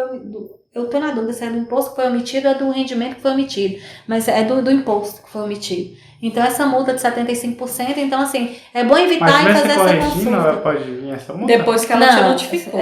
Tipo assim, se você não corrigiu... Hoje você consulta pela internet, aí se você corrigir a tempo, não. Ela informa que você não pode pôr aquele dependente, você só entra e retifica a sua declaração. Agora, se ela te informa, você não acompanha, às vezes ela ainda manda uma carta informando para você que você tem alguma pendência na declaração. Aí você vai na internet, olha qual é a pendência no portal ECAC e retifica. Se ela fizer tudo isso, mas você não dá assunto, deixa para lá, aí ela vai te notificar, e depois dessa notificação que você tem que ir lá prestar esclarecimento, aí sim ela vai te notificar, ela vai te multar com esse 75%. Outra coisa interessante com essa retificação quanto à retificação da declaração. Você pode retificar sua declaração mesmo depois do prazo de entrega. Por exemplo, depois de 31/5, né, nesse caso, nesse ano, você pode fazer a retificação da sua declaração. Às vezes, por exemplo, você esqueceu de informar alguma coisa, né? A única coisa que acontece é o seguinte, como a Aline citou no início, né, as declarações, elas são, ou você pode fazer na completa ou na simplificada. Na completa, a Receita te dá um desconto de 20% e na completa você usa as despesas que você tem com saúde, com educação, seus dependentes. O modelo que você utilizou, você tem que utilizar o mesmo quando você vai retificar fora do prazo. Então, por exemplo, depois de 31 de maio, se eu entreguei minha declaração de forma completa, na hora que eu vou retificar ela depois do 31, eu tenho que entregar ela completa. Mesmo que na hora que eu faça essa retificação, eu perceba que era melhor na simplificada, eu não posso mudar. Se ainda tiver no prazo, né, igual até 31/5, eu achei um recibo. Então, jogando esse recibo, eu estava entregando na simplificada. Fica melhor na completa, eu posso mudar. Mas passou de 31/5, eu entreguei na simplificada, mesmo que eu descubra que com aquele recibo eu ia restituir mais, eu não posso modificar, eu tenho que manter na simplificada. Você tem que fazer as correções, mas sem mudar a forma de tributação. É 75% do valor do imposto. Pesado demais. Muito pesado. Muito alto mesmo. É quase, você paga 2 vezes, né? Outra coisa também, né? Geralmente, quando você entrega essa declaração e apura o imposto, né? A Receita Federal te dá a opção de parcelar esse imposto, né? Você pode pagar em uma cota única o que você apurou de imposto, ou então ela te dá a opção de parcelar esse imposto em 8 vezes, né? E aí você pode pagar geralmente no final, começa geralmente, né? 30, geralmente era 30/4, né? No dia que encerra o prazo de último dia de entrega da declaração, vence a primeira parcela, né? E aí, sucessivamente, dia 30 de cada mês, vão vencendo as parcelas de acordo com aquilo que você dividiu. E elas têm também, né, um pouco de acréscimo de juro e multa também, né, nessas parcelas. Quando não ocorre o pagamento, né, você também, às vezes, tem gente que não consegue pagar nessa data. Você também depois pode estar fazendo um parcelamento, né, reparcelar essa dívida. Além de pagar o boleto todo mês, você também pode optar pela opção de débito em conta, né? Lá tem um prazo, né? Às vezes, dependendo da data que você entregue, desde a primeira parcela pode ser débito em conta, ou então, às vezes, a primeira parcela, dependendo da data que você entregar, você tem que pagar o boleto mesmo, e as outras podem ser débito em conta. Sendo que esse débito em conta, ele acontece sempre no último dia útil do mês, e ela só tenta debitar uma vez. Se naquele dia não tiver o dinheiro na conta, ela não tenta mais. Aí você tem que entrar no portal ECAC e puxar para estar pagando. A boleta de novo. Uhum. Entendido. Acho que ficou bem claro aí, né, Matheus? Sobre a declaração. Tem alguma dúvida? Não. Tô preocupado, só isso. Eu acho que eu fiquei meio preocupado aqui. Você tá doido? Mas acho que tá tudo certo. E tem mais alguma curiosidade aí sobre declaração? Você perguntou lá sobre o CPF na nota? Você sabe alguma coisa disso, tia? Olha, Eu lembro que o governo de São Paulo acho que incentivava uma época. Teve uma época que era bem famoso esse negócio De o CPF de na certa nota. forma, de informar o CPF, assim, é algo que eu teria que pesquisar. O que eu falei com o João, que é um ponto, né, do score, né, de ter elevado. A partir do momento que ele pede esse CPF na nota, é interessante, porque assim, é algo, por isso que eu tenho que pesquisar, porque é algo que eu penso. Vai tanto incentivar a pessoa de cobrar de ter de ter a nota, porque muita gente não pega, não vou nota, pegar. sim. E força com que a pessoa, que o próprio estabelecimento, ele comece a emitir nota. Porque a gente sabe que às vezes mesmo com as obrigações de nota fiscal eletrônica, a nota fiscal ao consumidor, que vai entrar, né, aqui em Minas, que já algumas empresas já estão obrigadas, outras ainda não, vai começar agora. Era para ser 1º de maio, prorrogou por mais 90 dias, né?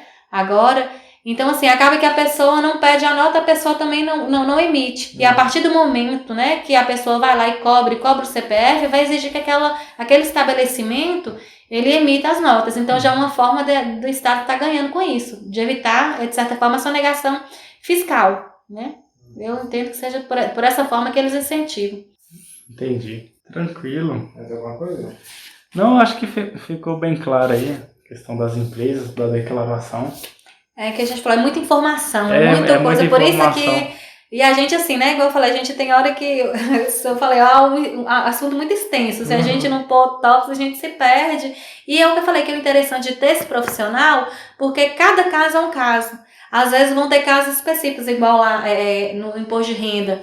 Tem alguns tipos de bens que são específicos, tem bens que dependem da data de aquisição. Então, assim, o programa é bem autoexplicativo, tem muita, né, de perguntas e respostas e tudo. Mas é o que eu falei, você ter tempo de ler, de achar aquela situação específica. E hoje, às vezes, o profissional, além de ter aquele conhecimento que já é algo que ele dá, algo que ele trabalha, ele tem assessoria jurídica e contábil, que a gente tem as revistas, que qualquer caso específico a gente tem uma equipe especializada para isso, que você manda o roteiro, manda uma pergunta e o advogado, o contador da área tributária específico naquele assunto de imposto de renda, ele vai estar dando essa resposta, de como, né? Então, assim, sempre ter esse profissional capacitado vai te economizar muito tempo. E às vezes até dinheiro. Às vezes, e principalmente, além de tempo ser dinheiro, às vezes um erro desse pode causar um prejuízo, né? Que a gente falou das pessoas que estão obrigadas, né, a declarar o imposto de renda, também tem a opção no caso da pessoa, né, que na data de 31 de dezembro também ela tenha tomado posse de algum bem ou direito do valor superior a 300 mil, né?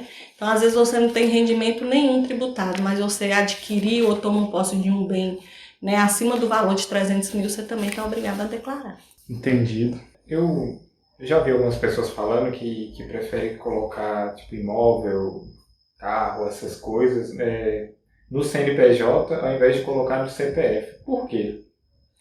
Olha, o carro geralmente é porque tem questão de isenção, desconto. Quando você compra o carro, às vezes no CNPJ, você ganha desconto. Tá. Então, aí com isso, às vezes ela prefere adquirir no CNPJ por ter esse desconto que não teria na pessoa física. Mas é interessante olhar, porque dependendo do tipo de tributação, verificar às vezes essa venda, porque às vezes quando você vender esse carro, você não vai ter uma tributação na frente, entendeu? Sim. Que vai tá onerando. Então, por isso que às vezes é interessante avaliar essa questão de cada caso. Mas geralmente, quando é o dono da empresa mesmo, geralmente eles utilizam o CNPJ por causa disso, porque tem um desconto. O imóvel, eu não vejo essa razão, só se for essa questão dele não ter essa renda comprovada. Acontece muito, porque hoje a gente fala que o sócio, igual eu te falei, o ideal é que o dono da empresa ele tenha um salário mensal e esse salário é tributado, tanto pelo INSS como pelo imposto de renda, dependendo do valor. Então, às vezes a pessoa coloca um valor, uma renda baixa ali. Então, às vezes, na hora de adquirir aquele bem, ele não vai ter renda que comprove, né, aquela aquisição. Então, joga na empresa, porque na empresa vai ter essa renda. Sim, vai ter volume. Mas é interessante o ideal que eu falei, fazer um acompanhamento, porque às vezes você vai estar lançando um lucro ali no final do ano que vai estar cobrindo essa aquisição que você teve durante o ano. E até pensar que às vezes esse valor também que você está contribuindo vai servir futuramente, né, para você se aposentar ou para você até mesmo ter direito a algum auxílio, né, algum auxílio doença, alguma coisa nesse sentido. Então é interessante sempre avaliar junto com o seu contador. Pode falar. Orientar também nessa questão dos bens aí, né? A questão que a gente chama do ganho de capital, né? A pessoa tem que estar atenta a isso, né? Por exemplo, igual o João falou do valor do bem, né? Então, você geralmente lança o valor do bem lá, realmente o valor que está no documento que você comprou, né? E na hora que você vai fazer a venda, essa variação do preço que você comprou para o preço que você vendeu, se ela ultrapassar os 35 mil, você tem que baixar um programinha que a gente chama ganho de capital e fazer esses lançamentos para apurar o imposto. Porque se esse ganho de capital for superior a 35 mil, você tem que pagar um imposto por esse ganho de capital. E esse imposto, ele tem que ser calculado no ato da venda. Não é no ano seguinte. Não é no ano seguinte, na hora que você vai... Geralmente, a pessoa deixa para fazer isso na hora que a gente vai declarar. Eu vendi esse bem. Aí a gente tem que olhar por quanto ela comprou e por quanto ela vendeu. O correto é que você faça esse ganho de capital no ato que você vai vender. Então, por exemplo, você está lá na sua escritura que você comprou uma terra por 10 mil, mas aí com as benfeitorias que você foi, na hora que você foi vender ela valia 50 mil, né? Se teve esse ganho de capital acima de 35 mil, você tem que calcular o ganho de capital e apurar o imposto. E esse imposto varia se esse imóvel está no CNPJ e no CPF? Sim, porque esse ganho varia, porque a pessoa jurídica... Vai pagar mais o CPF, não?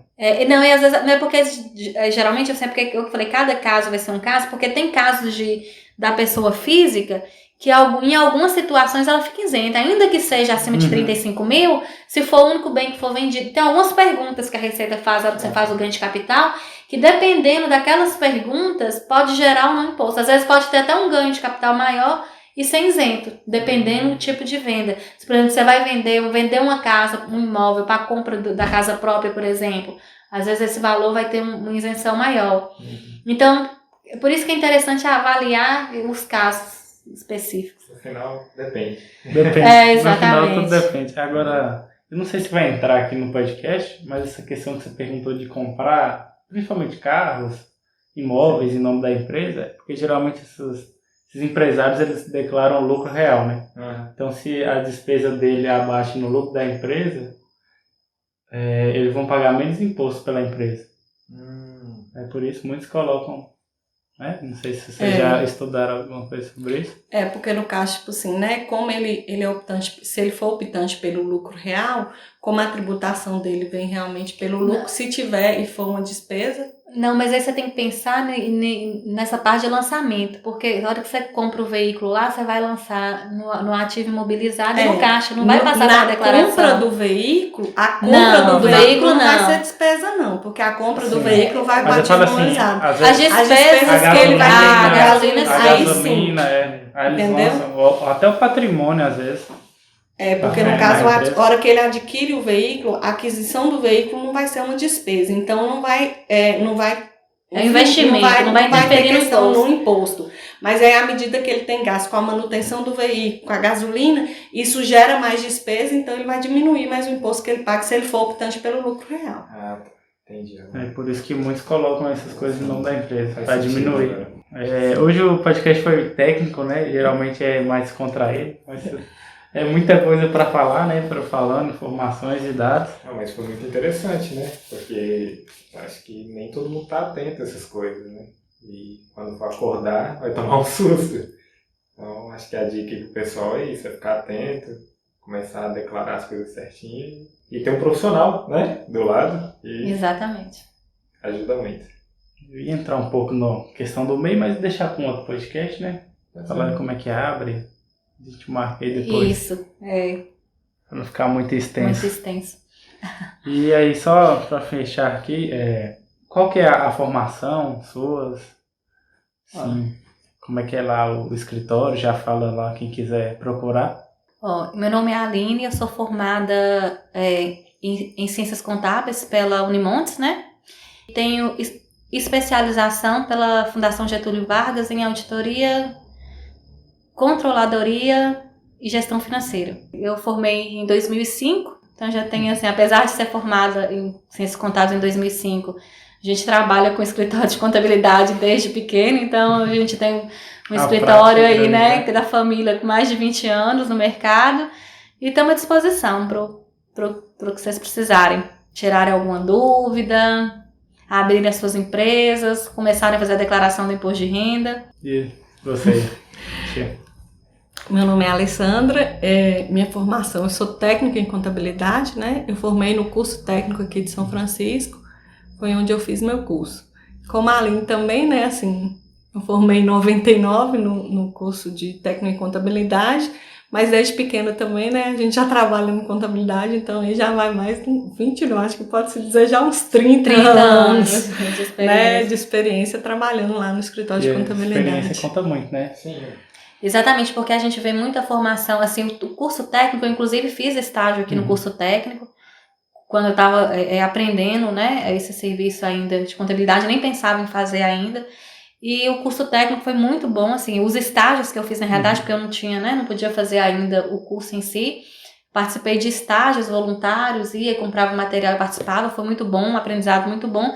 E porque muitas vezes na faculdade a gente vê muita teoria. Muita teoria. E eu acho que quando você vai, né, eu já tive uma facilidade melhor. Quando eu cheguei na faculdade eu já tinha toda uma experiência na prática, que me ajudou bastante.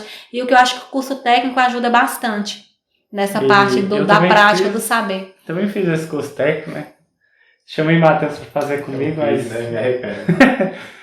E eu não sei como é que tá funcionando hoje, mas se estiver funcionando e você estiver parado aí sem estudar ou estiver formando aí o ensino médio, dá para você fazer ele junto com o ensino médio, dá uma pesquisada aqui em São Francisco que vai te ajudar bastante.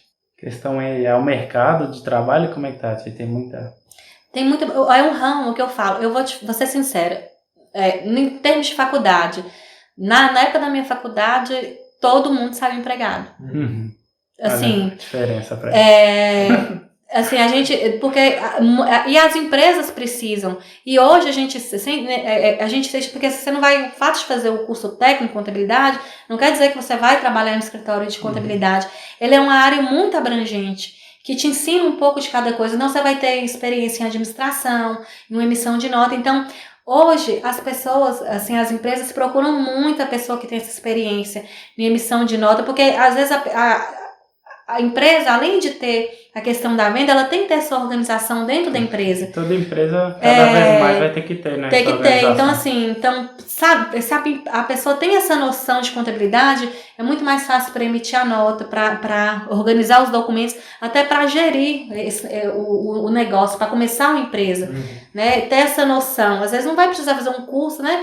Mas, então, assim, é uma área muito abrangente que ajuda muito, né?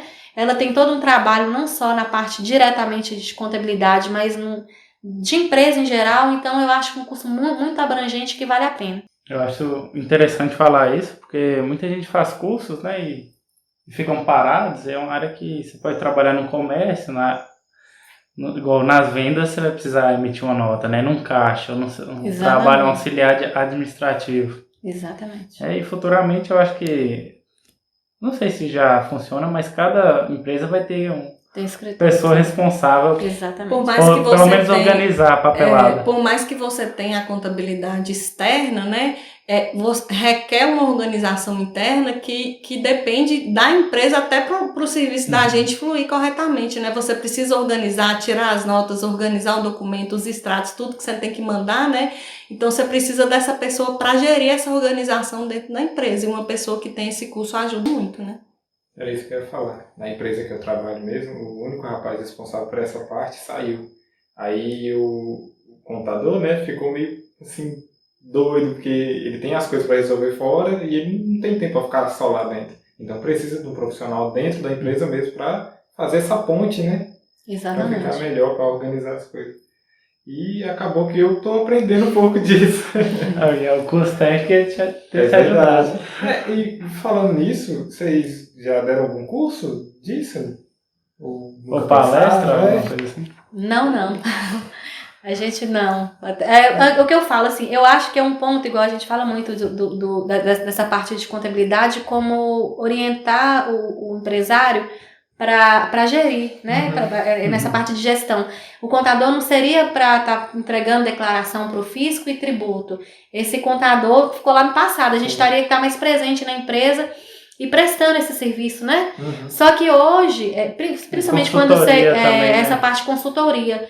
Só que hoje, assim, a quantidade de, igual você falou, às vezes, principalmente quando você trabalha com pequenas empresas, o contador meio que faz de tudo.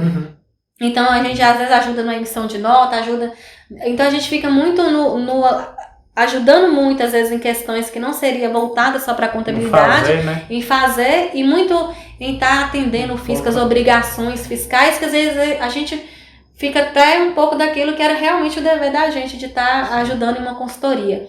E outra questão é justamente de falar para o empresário, para assim, quanto mais você se organiza, mais você tem essas informações da sua empresa, além de ajudar o escritório de contabilidade a fazer o seu trabalho, você também vai estar sabendo de como realmente está o seu negócio. Ajuda na gestão. Porque, por exemplo, a gente até para fazer uma gestão, por exemplo, se eu vou fazer uma gestão de uma empresa, que eu sei que ela não está me falando qual é o faturamento real dela, que ela não está me passando tudo que ela está comprando, e que ela está omitindo informações para a contabilidade, eu não posso prestar uma consultoria para falar se a empresa dela é viável e o que eu posso, o que está certo, o que está errado, se ela está crescendo ou não, se eu não tenho as informações corretas. Então, às vezes, assim, é buscar formas de tributação que você tenha um controle melhor do seu estabelecimento, para que você também, às vezes você achando que você está só sonegando, que você está omitindo, que é o governo que está perdendo, mas às vezes você mesmo está perdendo ali por não ter esse controle das suas atividades. É aí que eu falo, que eu acho que pela quantidade de experiência que vocês têm, vocês poderiam dar um curso para pessoas assim, já entrar nesse ramo, entendeu? Para dentro da empresa mesmo. Um ponto que a gente faz assim, o que a gente faz com nossos clientes, assim, A gente tem uma conversa, né? Assim, quando o cliente, tanto para abrir, a gente faz essa conversa de saber qual o tipo de empresa que ela pretende abrir, qual o tipo de tributação. Às vezes tem casos que a pessoa chega e faz esse planejamento tributário. Aline, eu quero ver se fica mais barato na pessoa física, no simples. Aí a gente faz essa pesquisa para essa pessoa, e quando ela abre a empresa, a gente vai ir na empresa e ensina ela emitir nota, a gente ensina o que ela tem que trazer para a contabilidade, o que ela tem que organizar. Mas a gente presta essa consultoria a partir do momento que a empresa abre. Então a pessoa, a gente marca, faz a visita na empresa, a empresa vai no escritório de contabilidade e a gente ensina ela a fazer esse ponto. Mas às vezes o que a gente sente é essa dificuldade, porque às vezes não tem uma pessoa especializada que tem esse conhecimento. Vocês viram assim a quantidade de informação. Para você chegar para uma pessoa que não tem conhecimento nenhum e jogar esse monte de informação, a pessoa às vezes não consegue absorver. Sim. Então, assim, quando tem essa experiência é mais fácil. Mas tem uma ideia pra gente pensar. Vamos até conversar. Mas é engraçado que um ponto bom, o CDL tem muitos cursos. Inclusive, mesmo fazendo a graduação e tudo, sempre quando tem um curso novo, alguma coisa junto ao CDL também, a gente tá sempre participando. O Sebrae, parceria do CDL, fiz muito curso de formação de preço de venda quando eu ainda estava no segundo grau, dessa parte toda, de administrar. Eu acho que também ajuda uma bagagem bem interessante. Não só para o funcionário, mas também para o empresário em si. Que eu acho que às vezes é interessante também o empresário, ele se engatar um pouco nisso, né? Porque se ele tem uma noção de como as coisas funcionam, às vezes quando ele perde o funcionário, ele às vezes não fica tão perdido. Porque às vezes o funcionário sabe tudo. Então quando o funcionário sai, ele fica de pé e mão atada, porque ele não tem noção de nada. Então, às vezes, também o empresário está procurando também ter um conhecimento dessa questão de tirar uma nota, né, de algumas informações que a empresa tem que prestar para também ele estar, né? Até na empresa que é pequena, a gente acontece muito. A gente vai lá e ensina para o funcionário tudo, né, como tirar nota e tal. Aí troca de funcionário, ou o funcionário sai daquele setor, ou o funcionário vai embora, aí você perdeu tudo aquilo que... Sim. Muitas vezes não teve essa gestão de ele passar o serviço e o dono às vezes não tiver noção, acaba ficando parado. 1 mês, 2 meses, 3 meses. Até conseguir ajustar, né? Você não para a empresa, mas é um atraso que... Igual vocês falaram, né? O funcionário saiu e levou todo o conhecimento, todo o funcionamento da empresa com ele. Isso acontece muito, hein? Aqui acontece muito, empresa pequena. Ainda mais que aqui as empresas às vezes não conseguem pagar um diferencial para a pessoa, né? Então quando ela tem um certo nível, aí ela já quer ir para Montes Claros, sei lá para onde, e acaba deixando o empresário assim na mão, né? E alguns empresários falam, não, eu não tenho que saber disso aí não, eu tô te pagando para isso, aí eu tenho que me preocupar com outra coisa. É aí que tá o problema. Porque eu acho assim, a venda é importante, mas se você não tem essa organização, às vezes você pode acabar, né, fechando sua empresa por essa negligência nessa organização. Sim. Acho que assim, é uma coisa casada, né? O que eu penso é isso, é 2 pilares, né, a empresa, é organização e venda. Os dois têm que andar. Se a empresa vende e não organiza, né, acaba caindo nessas coisas. E se ela não vende também, não precisa estar organizada, não vai sustentar o negócio. Então, até tem muitos empreendedores que falam, por exemplo, você vai abrir uma empresa, aí você precisa de um sócio. É interessante que um seja bom em vender e que o outro seja bom em organizar. Exatamente. Porque vai ajudar. Exato. E vamos finalizar? E qual que é o nome do escritório? Bet Contabilidade. Aí, ó, quem quiser procurar lá. E foi esse o podcast de hoje, um podcast mais técnico. E trouxemos aí 2 convidadas aí que estudaram bastante para falar hoje, né, Matheus? Tem experiência demais. E qualquer dúvida pode comentar aí, né? A gente pode fazer uma parte 2, alguma coisa assim depois. E é isso aí. Quer deixar mais um recado final? Não, só isso mesmo, gente. Muito obrigado pelo tempo. Matheusão? E espero que tenha ajudado e tirado muitas dúvidas. Agradecer, né? Agradecer, né? E seja a primeira de muitas vezes que elas venham, né? Pra gente debater outros assuntos, porque é um assunto bem amplo, né? A gente vai poder falar mais depois. Então é isso aí, galera. Obrigado. Até a próxima.